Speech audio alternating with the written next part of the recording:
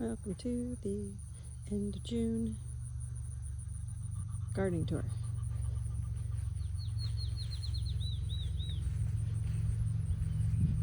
So this gourd has taken over this trellis along with lots of cucumbers that I'm going to have to pick today. So I thought it was a birdhouse gourd, but it looks like it's a dipper gourd.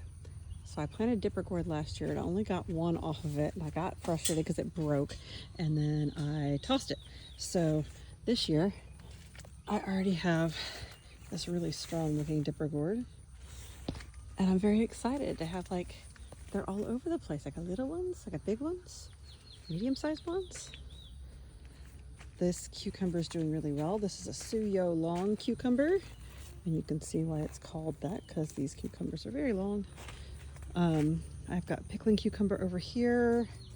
Ooh, that one's getting big. Gotta get that today. I've got some watermelon down here. I picked off most of my beets. I got watermelon here. This is like a little watermelon. Over there I've got tomatoes. Lots and lots of tomatoes.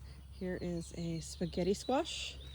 This is the type of pumpkin that you get the little hulless seeds from, the pepitos. It's called a kajai squash. So it is a pumpkin, but it's got hulless seeds so that I can do roasted seeds without having to do anything to them. So spaghetti squash is getting big. Got lots of those going on. I don't know when to pick them. I guess when they're yellow. So the row of tomatoes has taken over. It's very hard to get through here because of this pumpkin. Yeah, so that's the trellis row. As you can see, this gourd goes from all the way down here, all the way up and over, and now it's taken over this side too, because this is squash and not cucumber. So there's that volunteer bean. It's starting to get eaten up a little bit by some buggies, but the June bugs are pretty bad this year. And over here, the barrel gourd and the loofah gourd are starting to bloom. The only thing is the cheap Temu trellis garden bed that I bought, it gave up the ghost yesterday. So I went and I bought 2 cattle panels, and we put them in here, and now I've leaned the trellises and I didn't zip tie, I bungee corded those to that, and the beans underneath are still growing.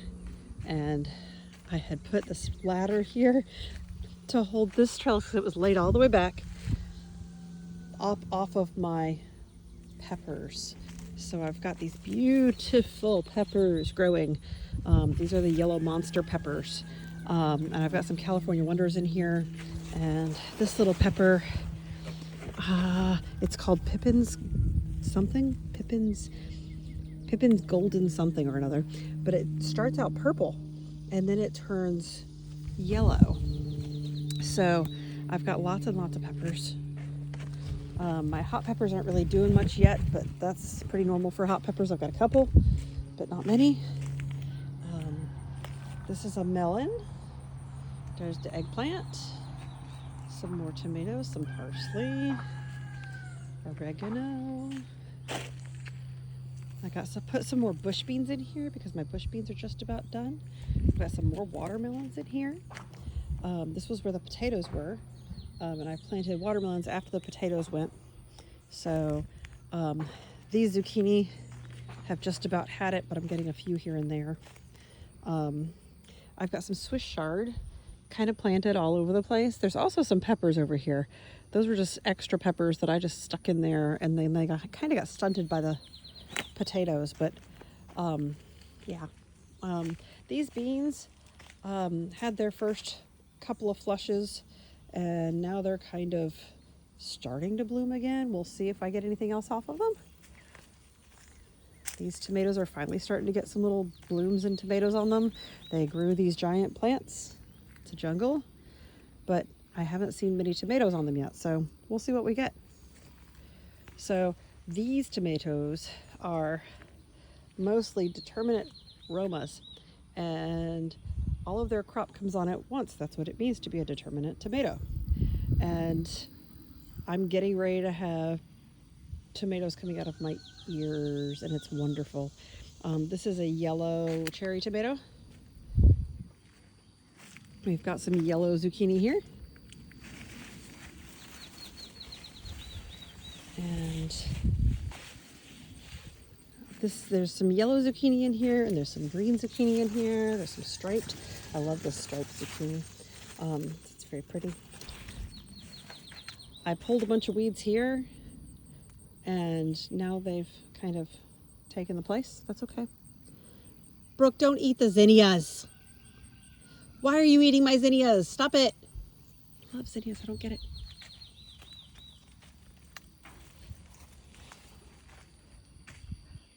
This is a sweet potato bed.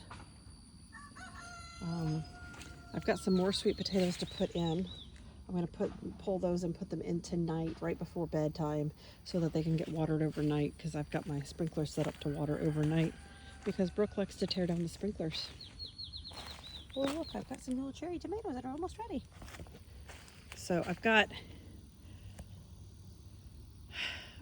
a tape that I need to come out here and tape all my tomato plants up again, because they've all kind of worn themselves down here so that they're hanging all over the place. The indeterminate tomatoes especially are starting to really make a mess, because they just keep growing. Oh, I gotta pick these today. Look at that. That is a tomato that's ready to go. So I'm gonna pick some of these and bring them in to finish ripening, because it's going to be so hot this week. And the predators are starting to make their way into my garden, and they're eating some of my tomatoes. It's really getting challenging this time of year. It always does, to be able to see what's in the garden, because it becomes a jungle. And a lot of people will put their tomatoes in cages, but what I've found is that if I put them in cages, they grow out of them anyway. So why not just use a fence and tie them up to the fence every once in a while? And that seems to work okay for me. Though right now I'm a little overwhelmed at how many tomatoes I'm going to have to pick today, because I've got a lot that are turning yellow. But that's great. I'm excited about it. I've got a whole basket inside already that are ripening up on the counter. And the reason I do that is because a wonderful person who just passed away this past week, named Debbie, who started a gardening group on Facebook, lived in Georgia, and that's how she ripened her tomatoes and kept them from predators, is that she waited until they were a ripe green and picked them to ripen on her counters and in boxes all over her house. She always had such beautiful tomatoes, so I decided to try it, and it worked really, really well for her, and it has worked really, really well for me for years.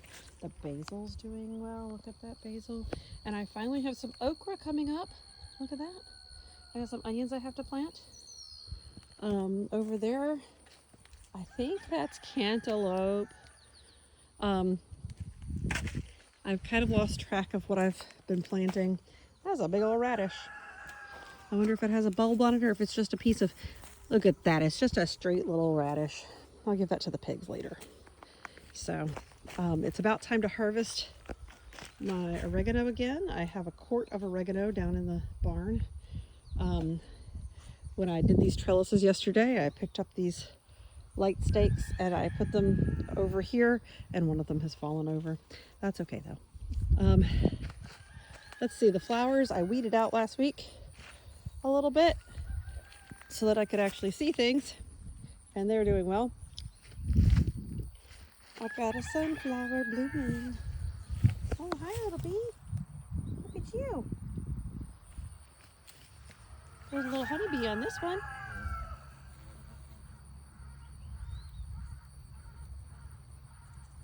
I love this time of year. My pumpkins have started coming up where my corn was not coming up, but now as you can see, there's some corn coming up as well. I don't know how, I don't know why, but now the corn's coming up now that I've planted pumpkins. But it's not coming up well. So I didn't have a really good germination rate on my corn until apparently I planted the pumpkins. But I've got a whole row of pumpkins here. Down at the end down there, there's a bunch more sunflowers that will come up. Most of the pumpkins will become food for my pigs. Some of them will become food for us.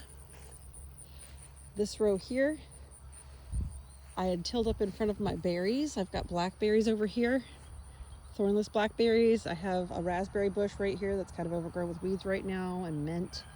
And then I've got a beautyberry bush down here and elderberry down there. Yeah, there. And then I planted cosmos and zinnias and a couple of other things down through here. And so they're all coming up and it just looks so pretty. I'm so happy with it. The orchard is doing well. I have my apples. Some of those trees have actual apples on them this year. I have some volunteer pumpkins coming up over there where the pigs have planted them for me. And I have a full yard of pigs. We had an escape the other night, and that was an adventure. I'm still scraped up and bruised and kind of a mess from it. This over here is Jerusalem artichoke. And it's kind of taken over in between all of my apple trees. But it's a type of sunflower. It's kind of invasive, but the roots are edible. They also call them fartichokes. So yeah, they're a little bit cruciferous, which gives some people gas, but your body adjusts to them after you eat them a few times. So yeah, I've not looked to see if any of these apples are going yet, or if they've all fallen off of their trees. But I absolutely am loving how nice this is. I'm going to move these pigs down here today. I'm going to add a fence down this way towards me so that they can have some fresh grass because they've eaten all their grass. There's a couple apples on this little tree. What type of apple are you? I loosened this tag this spring. It's a Jonathan apple.